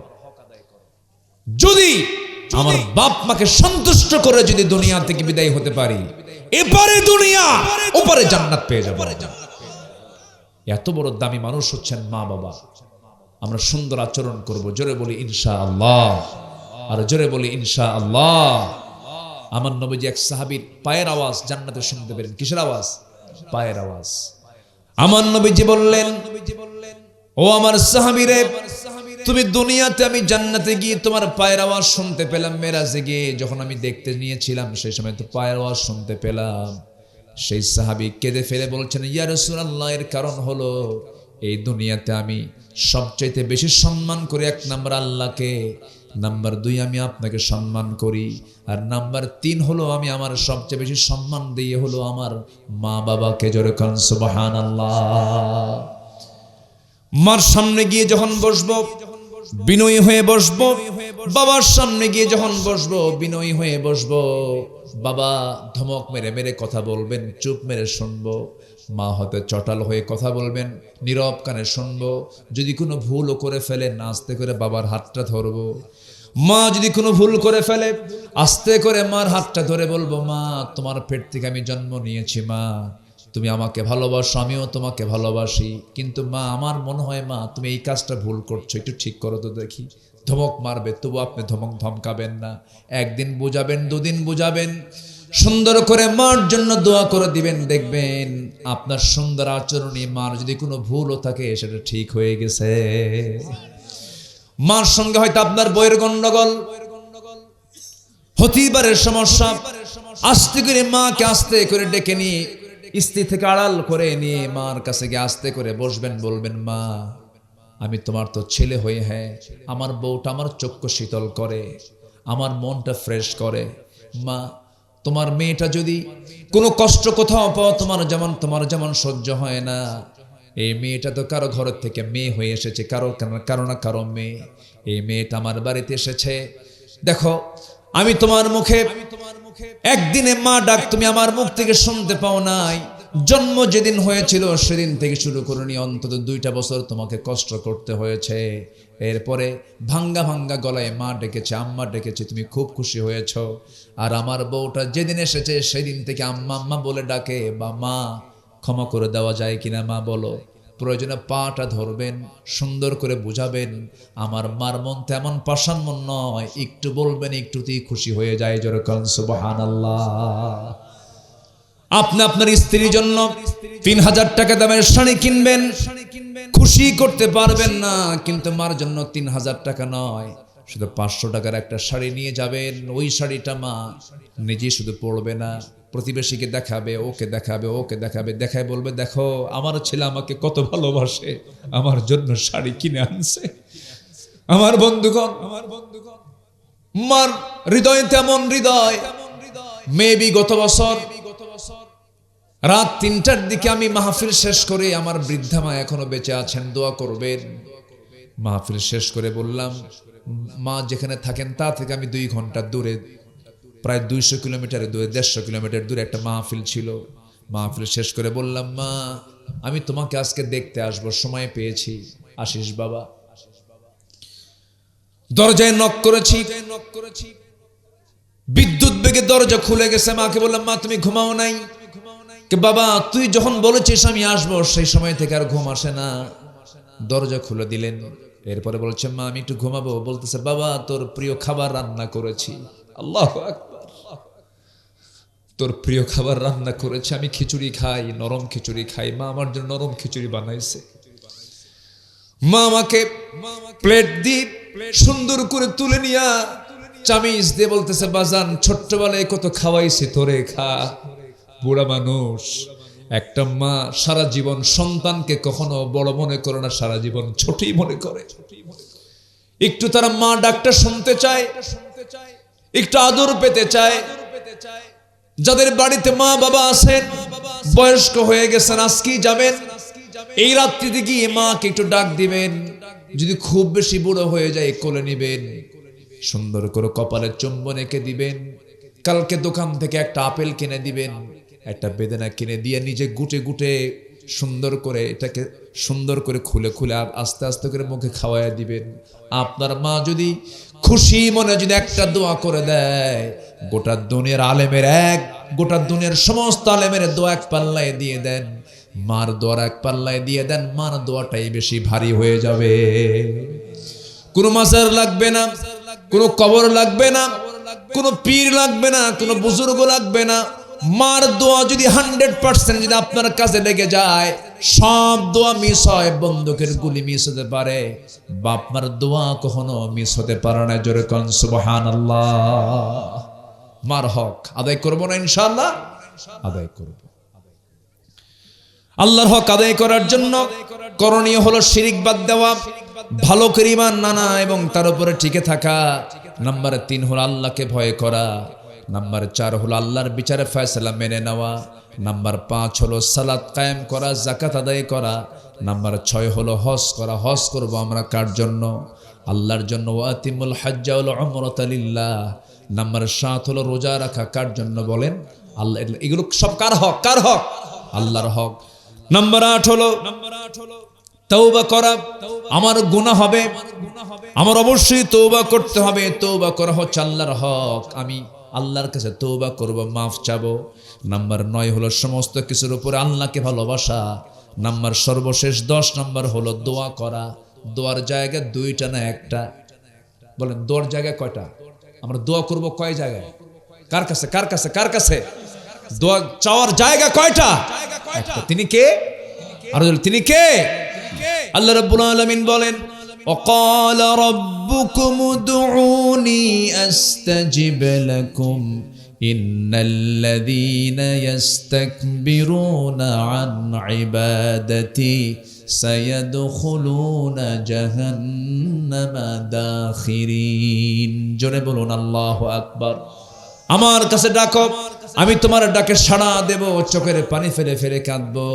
আপনি কি জানেন, আমরা যদি আল্লাহর কাছে চোখের পানি যদি 1 ফোঁটা ফেলতে পারি, সেই ফোঁটা যদি কবুল হয়ে যায়, 7টা জাহান্নাম দিয়ে আগুন নিভবে না, কিন্তু 1 ফোঁটা চোখের পানি দিয়ে 7টা জাহান্নাম নিভে যাবে। আল্লাহ ওই বান্দাকে জান্নাত দিয়ে দিবে। নামাজ 5 ওয়াক্ত পড়বেন কারা কারা? একটু হাত তুলে দেখান দেখি। জোরে বলি ইয়া আল্লাহ।